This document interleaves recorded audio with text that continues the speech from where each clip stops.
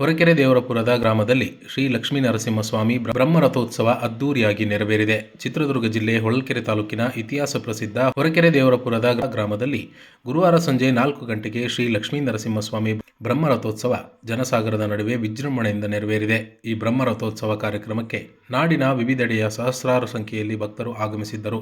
ದೇವಸ್ಥಾನದ ಮುಂಭಾಗದಿಂದ ರಥೋತ್ಸವ ಪ್ರಾರಂಭವಾದ ಕೆಲವೇ ಹೊತ್ತಿನಲ್ಲಿ ಸಂಪ್ರದಾಯದಂತೆ ಗರುಡ ಪ್ರತ್ಯಕ್ಷವಾಗಿ ರಥೋತ್ಸವಕ್ಕೆ ಪ್ರದಕ್ಷಿಣೆ ಹಾಕಿದ್ದು ವಿಶೇಷವಾಗಿತ್ತು. ಆಕಾಶದಲ್ಲೇ 3 ಸುತ್ತು ಹಾಕಿ ಮತ್ತೆ ಮರೆಯಾದ ಪ್ರಸಂಗವನ್ನು ಭಕ್ತರು ಕಣ್ತುಂಬಿಕೊಂಡು ಗೋವಿಂದ ಗೋವಿಂದ ಎಂದು ಭಕ್ತಿಯಿಂದ ಕೈಮುಗಿದರು.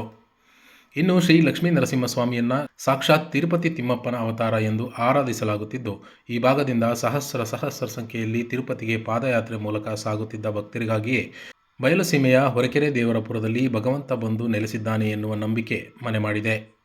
ವಿಶಿಷ್ಟ ಶೈಲಿಯ ದೇವಸ್ಥಾನ, ವಿಶಾಲ ಪ್ರಾಂಗಣ, ಸಂತೆ ಮೈದಾನ ಪಕ್ಕದಲ್ಲಿರುವ ಸುಂದರ ಹೊಂಡ ಸೇರಿದಂತೆ ಬಹಳಷ್ಟು ವಿಶೇಷಗಳಿಂದ ಕೂಡಿರುವ ಸುಂದರ ಊರು ಹೊರಕೆ ದೇವರಪುರವಾಗಿದ್ದು, ವರ್ಷಕ್ಕೊಮ್ಮೆ ನಡೆಯುವ ದೇವರ ರಥೋತ್ಸವಕ್ಕೆ ಸಾವಿರಾರು ಭಕ್ತರು ಆಗಮಿಸಿ ರಥೋತ್ಸವ ವೀಕ್ಷಣೆ ಮಾಡಿದ್ದಾರೆ.